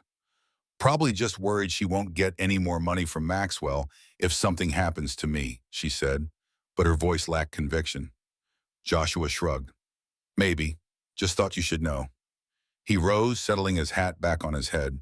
I should get going. Less chance of being followed or noticed if I'm back before dawn. Thank you, Joshua, Thaddeus said, extending his hand. We won't forget this. The old man shook Thaddeus's hand gently, mindful of his injuries. You two watch yourselves. And if you need to disappear for a while, my sister's place up in the high country is always open. Maxwell's men don't go up that way. After Joshua departed, Abigail secured the door behind him and returned to the main room. Thaddeus was still sitting up, his face drawn with pain and concentration. You should be resting, Abigail said, setting the revolver on the table. No time for rest now, Thaddeus replied. We need to prepare. You can barely stand, Abigail pointed out. What do you propose to do? Thaddeus's gaze was steely despite his physical condition. First, we need to inventory our weapons and ammunition. Then secure the house, board up any vulnerable windows, ensure all entrances are defensible. He shifted, wincing. At first light, we'll move the horses to the far pasture. Give them a chance if shooting starts. Abigail nodded, understanding the practicality of his instructions, even as her stomach twisted with anxiety. And then we wait, Thaddeus said simply. Or we leave. Your choice, Abigail. I meant what I said. You'd be safer in Silverdale. Abigail shook her head firmly. I'm tired of running, tired of living in fear. If Maxwell wants me, let him come. But he'll find I'm not the same frightened girl who tried to flee Willow Creek. A hint of approval flickered in Thaddeus's eyes. Very well. Then we prepare together. That night, Abigail dreamed of a little girl with auburn hair. The child stood in a narrow room with a single window, a half-moon-shaped window that cast a weak light across bare floorboards. Outside, a massive oak tree swayed in the wind, its branches scraping against stone walls. The girl was crying, her small hands pressed against the glass. Help me, she whispered. Please help me. Abigail tried to reach her, tried to speak, but she was frozen, a silent observer to the child's distress. The girl turned as if sensing her presence. Her eyes widened, eyes the color of storm clouds, so like Thaddeus's that Abigail felt a jolt of recognition. I know you, the child said. I've seen you in my dreams. Before Abigail could respond, the dream dissolved and she woke with a start, her heart pounding. The first gray light of dawn was filtering through her window. For a moment she lay still, the dream so vivid it seemed to hover in the air around her, the half-moon window. The oak tree, the stone walls, details so specific they felt more like memory than imagination. She rose and dressed quickly, pulling on the practical work dress she had taken to wearing around the homestead. As she moved about her room, the dream lingered, refusing to fade like most dreams did upon waking. Downstairs, she found Thaddeus already awake, sitting at the kitchen table with a cup of coffee. He had managed to dress himself, though his movements were stiff and careful. His face was pale with pain, but his eyes were clear and focused. "You should have called me," Abigail said, frowning at his obvious discomfort. "I would have helped you." "Managed fine," he replied, taking a sip of coffee. "We have work to do." Abigail poured herself a cup and sat across from him. "I had a strange dream last night," she said, surprising herself with the admission. "About a little girl with auburn hair. She was in a room with a half-moon window. There was a big oak tree outside." Thaddeus's cup stilled halfway to his lips. "What else?" he asked, his voice carefully neutral. "Stone walls, like a church or some kind of institution." Abigail watched his face, noting the tension that had appeared around his eyes. "She spoke to me, said she'd seen me in her dreams too." Thaddeus set his cup down with deliberate precision. "Rebecca had auburn hair," he said quietly, "like her mother." "I've never seen a picture of her," Abigail pointed out. "How could I dream of her so specifically?" Thaddeus's gaze was troubled. "I don't know, maybe something I said, maybe your mind just filled in details." But there was doubt in his voice, and Abigail sensed he was as unsettled by the coincidence as she was. Before she could press further, he changed the subject, returning to the more immediate concern of Maxwell's men. "We need to move the horses first," he said, pushing himself to his feet with a barely suppressed groan. "Then secure the house." Abigail recognized his retreat, the way he turned from emotional uncertainty to practical action. It was a tactic she understood well, having employed it herself many times. She let the matter of the dream drop for now and followed him outside to help with the preparations. The rest of the day passed in a flurry of activity. Despite his injuries, Thaddeus worked steadily, directing Abigail when he couldn't physically assist. They moved furniture to create barricades near windows, gathered all available weapons. Thaddeus's rifle, both revolvers and a shotgun, Abigail hadn't known existed, and positioned ammunition around the house for easy access. By dusk, they had transformed the peaceful farmhouse into a makeshift fortress. Abigail's arms ached from moving heavy furniture, and Thaddeus was visibly exhausted, the pain in his ribs and shoulder taking a toll despite his attempts to hide it. "You need to rest," Abigail insisted, as the first gray light of evening filtered through the boarded windows. "Even for just an hour. You'll be no good in a fight if you can't stand." Thaddeus reluctantly agreed, settling back on the sofa. Abigail brought him another dose of laudanum, but he waved it away. "Need to keep my head clear," he explained. Abigail understood but frowned with concern. "At least close your eyes for a while. I'll keep watch." As Thaddeus dozed fitfully, Abigail moved to the kitchen window, which offered the best view of the approach to the house. The evening was misty after the previous day's storm, tendrils of fog clinging to the low spots in the pasture and curling around the base of the distant hills. The world seemed eerily quiet, the usual evening chorus of birds absent. She made coffee, the familiar routine calming her nerves somewhat. As she poured 2 cups, she noticed her hands were steady despite the danger they faced. Something had changed within her since leaving Willow Creek. The constant fear that had been her companion for so long had been replaced by a different emotion: determination. She carried a cup to Thaddeus, who was already awake and struggling to sit up straighter. "Any sign?" he asked, accepting the coffee gratefully. "Nothing yet," Abigail replied, taking a seat nearby, her own cup cradled between her palms. "But the fog's thick. They could be halfway up the valley and we wouldn't see them." Thaddeus nodded, sipping his coffee carefully. "If they come, it will likely be from the main road. Less chance of being spotted that way." "How many entrances does the house have?" Abigail asked, mentally reviewing their defenses. "Front door, kitchen door, cellar, entrance around back," Thaddeus listed. "Plus windows, though we've boarded the most vulnerable ones." Abigail considered this information. "If we're upstairs, we'd have better visibility. See them coming?" "True, but we'd also be trapped if they managed to get inside," Thaddeus countered. "Better to maintain mobility, have escape routes." They continued discussing strategy as the sun set the valley below, disappearing into darkness. By mid-evening, the moon had risen, burning away the mist and casting the landscape in silver and shadow. Still, there was no sign of approaching riders. "Maybe Joshua was wrong," Abigail suggested, though she didn't truly believe it. "Or maybe they decided it wasn't worth the trouble." "Maxwell doesn't give up that easily," Thaddeus said, echoing her thoughts. "More likely they're pushing for cover of darkness, less chance of being seen by passing travelers that way." The night stretched on tension building with each passing hour. Abigail kept herself busy cleaning already clean weapons, checking and rechecking their supplies. Thaddeus dozed intermittently, his body demanding rest to heal, though his sleep was light and disturbed. By midnight, Abigail's nerves were stretched thin with waiting. She paced from window to window, scanning the horizon for any sign of movement.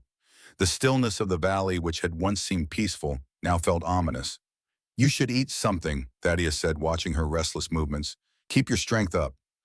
Abigail nodded absently but made no move toward the kitchen. Instead, she paused by the window, her attention caught by something on the road. "Thaddeus," she said sharply. "Riders coming, fast." Thaddeus rose with effort, joining her at the window.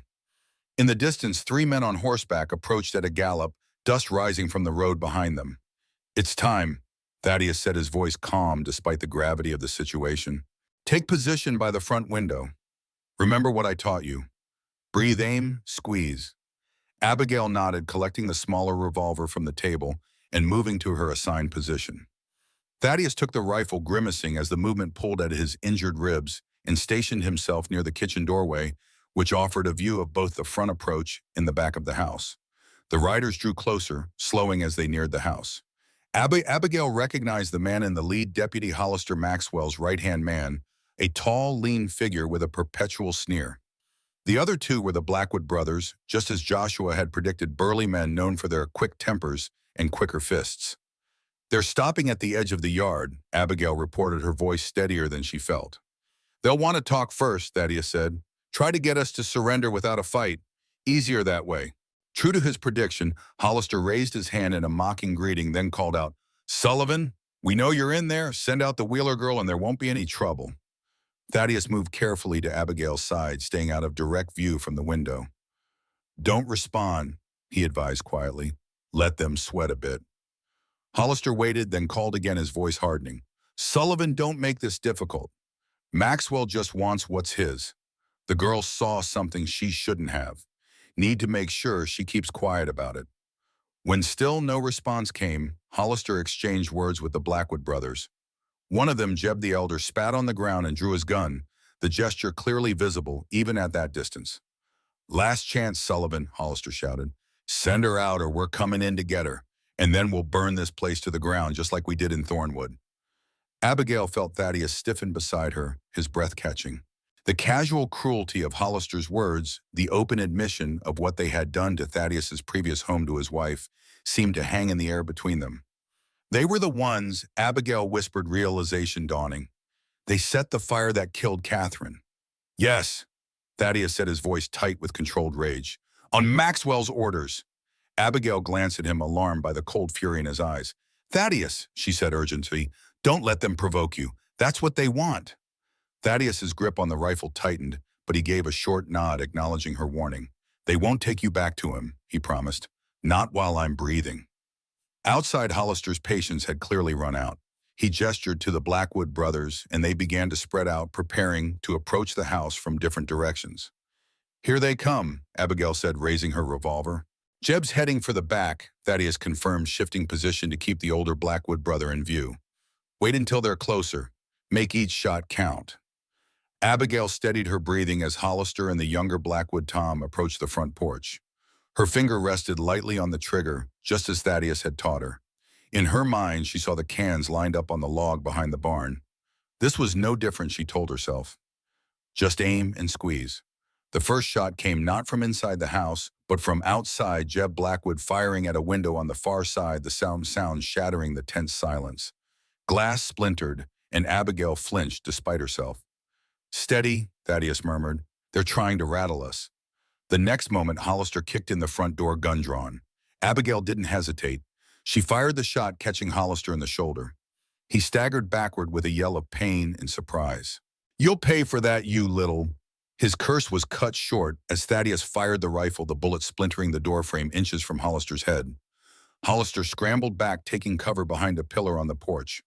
Tom Blackwood had flattened himself against the side of the house, out of the direct line of fire. "Sullivan!" Hollister shouted, anger making his voice crack. "You're outnumbered and outgunned. Give it up." "You're down a man already," Thaddeus called back, his voice steady. "And I've got enough ammunition to last a week. How badly do you want to die for Maxwell's dirty business? A shot rang out from the back of the house, Jeb trying to enter through the kitchen door. Thaddeus swung around, wincing at the movement, and fired twice in rapid succession. A yelp of pain suggested at least one shot had found its mark. The exchange of gunfire continued for several minutes, neither side gaining a clear advantage. Abigail's ears rang from the noise and the acrid smell of gunpowder filled the air. She reloaded carefully just as Thaddeus had shown her, keeping her movements deliberate despite the chaos around her. Then came a sound that made her blood run cold, the crack of breaking glass from upstairs, followed by the thud of boots on the floor. "Someone's inside," she whispered urgently to Thaddeus. "Upstairs." Thaddeus's face tightened. "Must have climbed up while we were distracted by the others." He passed her the shotgun. "Take this. I'll cover the stairs. You watch the front." Abigail nodded, swapping her revolver for the heavier weapon. She'd never fired a shotgun before, but understood its basic operation. The weight of it was reassuring in her hands, solid and lethal. Thaddeus positioned himself at the base of the stairs, rifle ready. Above them, floorboards creaked as the intruder moved from room to room searching. "He'll find Rebecca's room," Thaddeus said quietly, his expression grim. "The lock will slow him down." As if on cue, a thud sounded from above, someone trying to force open the locked door. Then another, harder this time. The old house seemed to hold its breath. From outside, Hollister called again. "You're surrounded, Sullivan. Give up the girl and maybe you'll walk away from this." Abigail ignored him, keeping her attention divided between the shattered front door and the stairs where Thaddeus waited. The pounding upstairs continued, growing more forceful. Whoever was up there was determined to get into Rebecca's room. Then came a sound that made Thaddeus pale, the splintering of wood as the lock finally gave way. A triumphant shout followed, then silence. "He's in the room," Thaddeus said, his voice barely audible. His knuckles were white where they gripped the rifle, but he didn't move from his position guarding the stairs.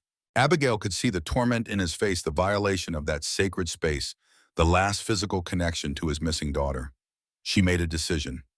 "Go," she said firmly. "I'll watch both entrances. Go protect her room." Thaddeus hesitated, torn between duty and desperate need. "Go," Abigail repeated. "I can handle this." With a quick nod of gratitude, Thaddeus moved toward the stairs, each step careful but purposeful, despite his injuries. Abigail repositioned herself to keep both the front door and the stairs in view, the shotgun ready. She heard Thaddeus's measured footsteps overhead, moving toward Rebecca's room. Then voices Thaddeus's low and dangerous, another man surprised and mocking.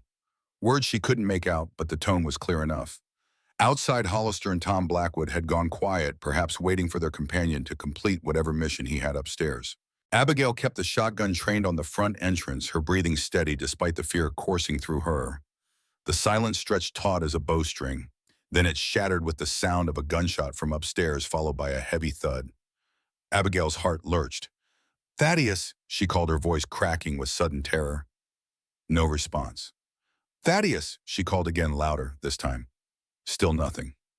She was about to abandon her post and run upstairs when Hollister's voice came from just outside the door. "Sounds like your protector's met his maker, girl. Why don't you come on out now? Save us all some trouble." Abigail steadied the shotgun, aiming at the doorway. "Come in and find out," she challenged, surprised by the steadiness of her own voice. Hollister laughed, the sound ugly and confident. "Have it your way." A shadow moved in the doorway, and Abigail's finger tightened on the trigger. But before she could fire, another shot rang out from upstairs. Hollister jerked backward, a red stain blooming on his chest. He staggered, disbelief etched on his face, then collapsed on the porch. "Abigail?" Thaddeus's voice called from above. "You all right?" Relief flooded through her. "Yes." "What happened?" "Tell you in a minute. Watch for the other one." As if summoned by Thaddeus's warning, Tom Blackwood appeared at the side window, gun aimed directly at Abigail. She swung the shotgun around, but knew she would be too late. A shot cracked through the air, but it wasn't from Blackwood's gun. The man jerked backward, clutching his arm, then turned and ran, disappearing around the side of the house. Abigail spun to see Thaddeus at the foot of the stairs, rifle still raised, his face grim but triumphant. "He'll be back with reinforcements," Thaddeus said, lowering the rifle slowly. "We need to move now." "What happened upstairs?" Abigail asked, still trying to process the rapid turn of events. "Later," Thaddeus said, already moving toward the kitchen. "Get whatever you can carry. Food, ammunition, warm clothes. 5 minutes." Abigail didn't argue. She hurried to obey, gathering supplies into a saddlebag, while Thaddeus limped to the back door, checking that the way was clear. "What about Jeb Blackwood?" she asked, remembering the third attacker. "Winged him," Thaddeus replied. "Saw him riding off while I was upstairs. He won't get far with that injury, but he's out of our immediate concern." Within minutes, they had packed the essentials and were slipping out the back door, keeping low and using the outbuildings for cover. Thaddeus led the way to the barn, where two horses were already saddled. "You planned for this," Abigail realized, noting the preparations. "Always have an escape route," Thaddeus confirmed, wincing as he mounted his horse. "First rule of survival." They rode out the back way, taking a narrow trail that wound through a stand of aspens, before joining a lesser-used road that led away from Willow Creek. Thaddeus set a pace that was brisk but sustainable, clearly mindful of the long journey ahead. "Where are we going?" Abigail asked when they paused at a stream to water the horses. "Joshua's sister's place," Thaddeus replied. "Up in the high country like he mentioned. Maxwell's men won't follow us there, too remote, and the locals don't take kindly to strangers asking questions." Abigail nodded, accepting this plan. She watched as Thaddeus checked his bandages, noting the fresh blood seeping through on his shoulder. "You're bleeding again," she observed. "What really happened upstairs?" Thaddeus sighed, relenting. "It was Tom Blackwood's brother, Caleb. Must have climbed up the oak tree to the second floor while the others distracted us." His expression darkened. "Found him in Rebecca's room going through her things, laughing about it. Said Maxwell had ordered them to burn the house down after they got you, but he wanted a souvenir first." Abigail's stomach turned at the casual cruelty. "And you shot him?" "Not right away," Thaddeus admitted, his voice tight. "He drew first. Said some things about Rebecca, about what might have happened to her. Things no father should have to hear." He looked away, the muscle in his jaw working. "I gave him a chance to surrender. He chose differently." Abigail didn't press for details, recognizing the pain beneath Thaddeus's controlled exterior. Instead, she moved to check his wound, gently peeling back the bandage. "It's not too bad," she assessed. "Bleeding's already slowing, but we should clean it properly when we stop for the night." Thaddeus nodded, grateful for her practical focus. "We've got about 4 hours of daylight left. I want to be well into the foothills by then." They mounted up and continued their journey, following increasingly narrow trails as they climbed higher into the mountains. The landscape changed around them, aspens giving way to pines, meadows becoming steeper and rockier. The air grew cooler as they ascended the late afternoon sun, casting long shadows across their path. Despite his injuries, Thaddeus maintained a vigilant watch, scanning their back trail regularly for signs of pursuit.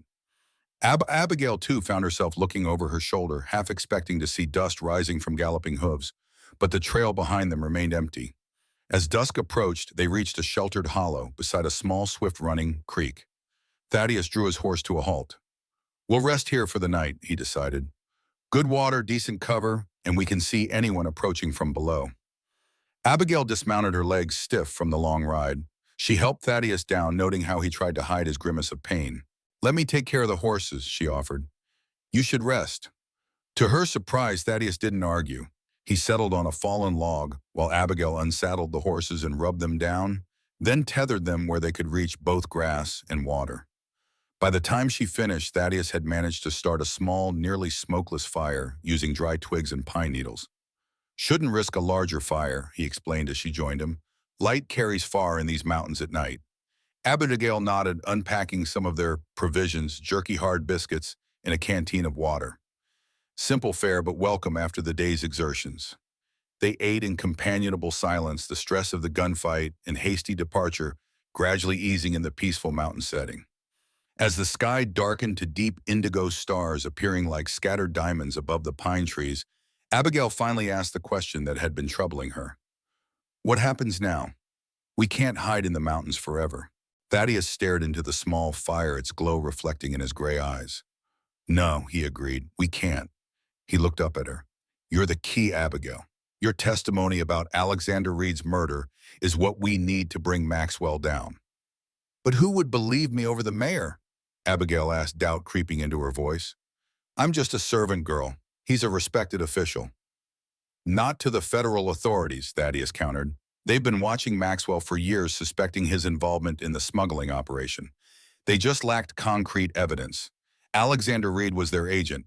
His murder is a federal crime. Your eyewitness account combined with what I know about the operation could be enough to convince them to move against Maxwell. Abigail considered this turning the jerky in her hands without eating it. And then what? What happens to me? Thaddeus's expression softened. That would be your choice. You could start fresh somewhere else. Denver, maybe. Or San Francisco. Big cities where no one knows your past. And you, she asked, meeting his gaze directly. What would you do? A shadow crossed Thaddeus's face. I have unfinished business. Sarah? He trailed off, unable to complete the thought. Abigail understood. Despite the years that had passed, he couldn't abandon hope that his daughter might still be alive somewhere. It was the same hope that had kept him going through all the loss and pain. We'll find her, Abigail said with quiet conviction. Once Maxwell is dealt with, we'll find her. Thaddeus looked at her, surprise evident in his features. Abigail felt heat rise to her cheeks, but she held his gaze. Yes, unless you'd rather I went my own way after this is over. No, Thaddeus said quickly, then more measured. No, I wouldn't rather that. But Abigail, you don't owe me anything. You deserve a chance at your own life, not to be tied to my search. What if I want to be? The words escaped before she could consider them, fully hanging in the air between them like a confession. Thaddeus didn't respond immediately, his expression unreadable in the flickering firelight. When he finally spoke, his voice was rough with emotion. It's a hard road I'm on, Abigail. Has been for years. No guarantees at the end of it. I've never had guarantees, Abigail replied simply. Never expected any, but I found something at Whisper Valley. I never thought I'd have a place that feels like home. People worth fighting for. She paused, gathering her courage. Someone worth staying for. The confession hung between them, delicate as frost on a window pane. Thaddeus's gaze never left her face, searching perhaps for uncertainty or regret. He found neither. Abigail, he began, but whatever he intended to say was interrupted by a distant sound, the whinny of a horse somewhere down the trail they had ascended. Both of them tensed, instantly alert. Thaddeus reached for his rifle, rising to his feet with a suppressed groan of pain. Douse the fire, he whispered. Could be nothing, but we can't take chances. Abigail quickly scattered the small fire, smothering the embers with dirt. They retreated into the shadows of the pines, watching the trail below. Minutes passed with no further sound. Just as Abigail began to think they had imagined it, a flicker of movement caught her eye, a rider moving slowly up the trail, the outline barely visible in the starlight. Just one, Thaddeus murmured, rifle raised. Strange. Maxwell would have sent more. As the rider drew closer, Abigail caught a glimpse of a slighter figure than she would have expected from one of Maxwell's men. The horse moved with a halting gait, as though tired from a long journey. Wait, she whispered, placing a hand on Thaddeus's arm. Something's not right. The rider reached the edge of the hollow and stopped peering around in the darkness. Then a voice called out, tentative and female. Abigail, are you there? It's your mother. Abigail froze, disbelief washing over her. Mother, she whispered, more to herself than to Thaddeus. Thaddeus kept his rifle trained on the figure. Could be a trap, he warned. Abigail hesitated, torn between caution and an instinctive response to the voice she had known all her life. Let me talk to her, she decided. Keep me covered. Before Thaddeus could object, Abigail stepped out of the shadows, staying just within the tree line. Mother, she called softly, is that really you? The rider dismounted awkwardly, nearly stumbling. Abigail, thank God. I've been following your trail since Sullivan's farm. Eleanor Wheeler moved forward, her figure gradually becoming clearer in the starlight. We don't have much time. Maxwell's men are coming. Thaddeus emerged from the trees, rifle still ready, but no longer aimed directly at Eleanor. How did you find us? He demanded. Eleanor startled at his appearance but quickly recovered. Followed the same trails you did. I know these mountains, grew up in them before. She waved a hand dismissively. Doesn't matter. What matters is Maxwell sent more men after you, A full posse this time, not just those 3 idiots. Abigail studied her mother's face, searching for signs of deception. Eleanor looked different than she had at the auction, more sober certainly, and somehow more present, as though a veil had been lifted from her eyes. Why are you helping us? Abigail asked, suspicion mingling with confusion. You sold me to him. Pain flashed across Eleanor's weathered features. I know, she admitted, her voice rough with regret. I've done wrong by you, Abigail. More wrong than you know, but I'm trying to make it right. By warning us about Maxwell, Thaddeus asked, skepticism evident in his tone. That and more. Eleanor reached into her coat and withdrew a folded packet of papers. I have something Maxwell would kill to get back. Something that proves what he's been doing at all these years. She extended the packet toward Thaddeus. Alexander Reed gave this to me before he died for safekeeping. Said if anything happened to him, I should get it to the federal authorities. Thaddeus took the packet cautiously, keeping one eye on Eleanor as he unfolded it.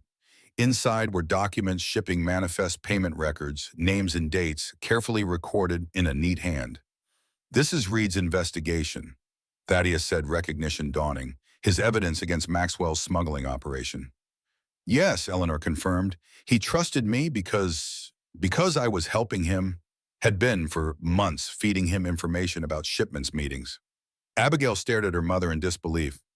You were working against Maxwell all this time? Eleanor's gaze dropped, unable to meet her daughter's eyes. Not at first.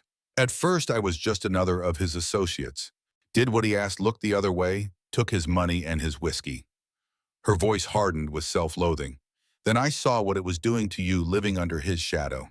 How he watched you, waited for you to make a mistake he could use. She looked up, meeting Abigail's gaze directly for perhaps the first time in years. I may be a drunk and a poor excuse for a mother, but I'm not completely lost. When Reed approached me and offered a way out for both of us, I took it. But at the auction, Abigail began, confusion evident in her voice. You sold me. I had to make it convincing, Eleanor said, a ghost of a smile touching her lips.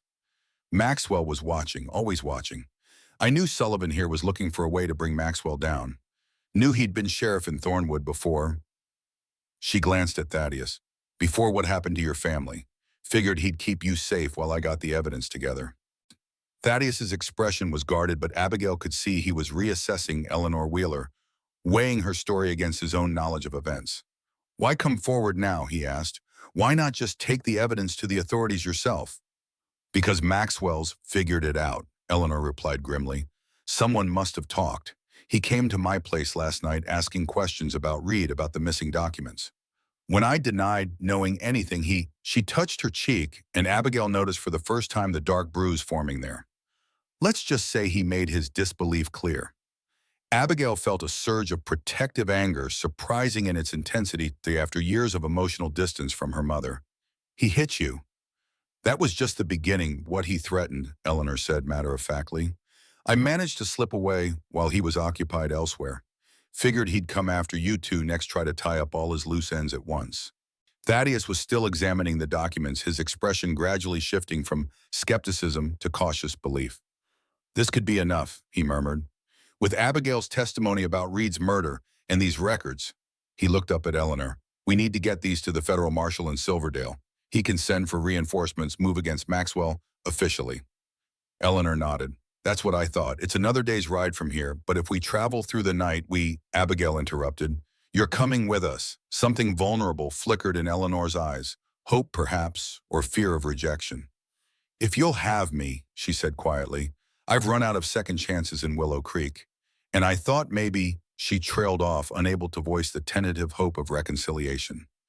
Abigail felt a tangle of emotions, suspicion, resentment, but also a surprising flicker of compassion. Whatever her mother's failings, she was here now, risking her life to help. That had to count for something. Before Abigail could respond, Thaddeus spoke. How far behind you are Maxwell's men? Eleanor's expression sobered. Half a day, maybe less. I took some shortcuts. They might not know, but they're moving fast. Thaddeus nodded decisively. Then we ride now. No time to waste. He turned to Abigail, his voice softening. It's your decision whether she comes with us. I'll abide by what you choose. Abigail looked at her mother, really looked at her, perhaps for the first time in years. She saw the lines of hardship etched into her face, the tremor in her hands that spoke of interrupted dependency on alcohol, the desperate hope in her eyes, and beneath it all, a resemblance to herself that she had never fully acknowledged. She comes, Abigail decided. We'll sort the rest out later. Relief washed over Eleanor's features, quickly masked by a businesslike nod. Thank you, she said simply. As they prepared to depart, gathering their meager supplies and readying the horses, Abigail found herself beside Thaddeus, helping him adjust his saddle. "Are you sure about this?" he asked quietly, nodding toward Eleanor, who was checking her own horse's tack. Abigail considered the question, watching her mother's efficient movements. "No," she admitted, "but she's trying. That's something I never thought I'd see." She met Thaddeus's concerned gaze. "And she's the only mother I have." Thaddeus nodded, understanding in his eyes. "Family's complicated," he said, his thoughts clearly turning to his own missing daughter.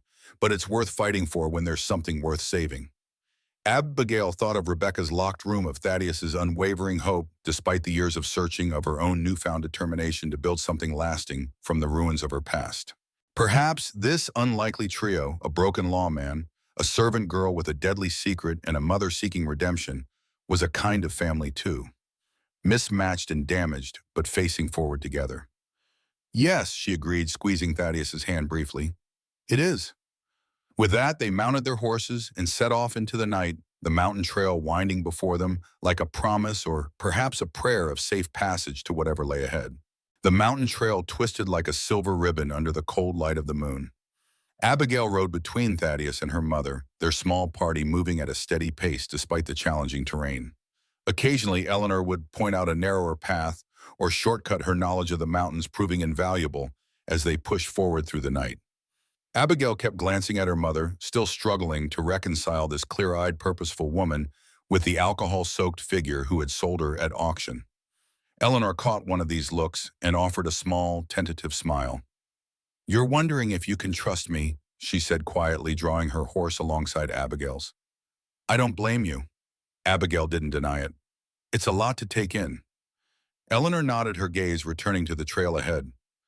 "For what it's worth, I never wanted this life for you. Or for myself." She sighed, a sound almost lost in the night breeze. "Your father, your real father, he was a good man. A surveyor, had plans to take us to California, start fresh." Her voice grew distant with memory. "He died of fever when you were still in my belly. After that, well, a widow without means doesn't have many options in a place like Willow Creek." Abigail absorbed this new information. A father she'd never known. Plans for a life so different from the one she'd lived. "You never told me that before." "I never told you a lot of things," Eleanor admitted. "Some to protect you, some to protect myself." She glanced back at Abigail. "Maxwell, he has a way of getting his hooks into people. Offers help when you're desperate, then makes sure you never get free of your debt." "Is that what happened to you?" Abigail asked. Eleanor's mouth tightened. "More or less. By the time I realized what kind of man he was, what kind of business he was really running, I was already compromised, already dependent on the money, and later the drink he provided." Her hands tightened on the reins. "But when he started looking at you, watching you grow up, that's when I knew I had to find a way out, no matter the cost." Ahead of them, Thaddeus raised a hand, signaling a halt. They drew their horses to a stop, listening intently. For a moment, there was only the sound of the wind in the pines and the occasional call of a night bird. Then faintly from the valley below, hoofbeats, multiple riders moving at speed. "They're gaining on us," Thaddeus said grimly. "Must have found our trail." Eleanor frowned, considering the path ahead. "There's a place about 2 miles on Dead Man's Pass. Narrow trail, steep drop on one side. If we can get through before they catch up, we might be able to trigger a small rock slide behind us. Block their path." Thaddeus nodded, decision made. "Lead the way." They urged their horses forward, moving as quickly as the treacherous mountain trail allowed. Abigail could feel her mount's labored breathing, knew they couldn't maintain this pace for long. The animals were already tired from a full day's journey, and the steep ascent taxed them further. The distant hoofbeats grew steadily louder, no longer an imagined threat, but a tangible one. Abigail resisted the urge to look back, focusing instead on the path ahead, on keeping her seat as her horse navigated the increasingly narrow trail. They rounded a sharp bend, and the path abruptly narrowed, hugging the mountainside on their right, while a sheer drop fell away to their left. Far below, a stream glinted in the moonlight, looking deceptively peaceful from this height. "Dead Man's Pass," Eleanor announced unnecessarily. "Stay close to the mountain." Abigail edged her horse as far to the right as possible, feeling the animal's nervousness as it sensed the void beside them. Thaddeus followed, his face drawn with pain from his injuries, but his eyes alert, scanning the path ahead and behind. The pass stretched for perhaps a quarter-mile, the trail so narrow in places that Abigail's skirt brushed against the rough stone of the mountainside. They proceeded in single file, Eleanor leading Abigail in the middle, Thaddeus bringing up the rear. They were nearly through when Eleanor suddenly reined in her horse, pointing ahead. Look! In the moonlight, Abigail could make out several riders emerging from the trees at the far end of the pass, blocking their escape route. Ambush, Thaddeus muttered, drawing his rifle. They split their forces, circled around to cut us off. Abigail turned to look behind them. The main group of pursuers had just come into view at the entrance to the pass, perhaps 6 riders strong. They were trapped. What now? She asked, fighting to keep panic from her voice. Thaddeus's gaze swept their surroundings, assessing options with the calm efficiency of a man accustomed to desperate situations. There, he said, pointing to a narrow game trail that branched off from the main path leading up the mountainside at a steep angle. It's our only chance. Eleanor looked dubious. That trail might not go anywhere, Thaddeus. Could be a dead end. Better than being caught in the open, Thaddeus countered. At least up there we'd have the high ground. A shout from behind them settled the matter. They'd been spotted. Without further discussion, they turned their horses toward the game trail, Eleanor now taking the rear position as Thaddeus led the way. The new path was barely deserving of the name, a treacherous track that wound upward through scrubby pines and loose shale. The horses struggled, hooves slipping on the unstable surface. Abigail leaned forward in the saddle, trying to help her mount balance as they climbed. Behind them, she could hear Maxwell's men entering the pass, their voices carrying clearly in the mountain air. They're heading up the side trail. Cut them off before they reach the ridge. The game trail eventually opened onto a small plateau about 100 feet above the main pass. It was a natural defensive position, sheltered by large boulders on 3 sides, with a clear view of the approaches. Dismount, Thaddeus ordered, sliding carefully from his horse. Get the animals behind those rocks and get your weapons ready. Abigail obeyed, helping her mother secure the horses in the shelter of the largest boulder. Eleanor pulled a revolver from her saddlebag, a revelation that shouldn't have surprised Abigail, but somehow did.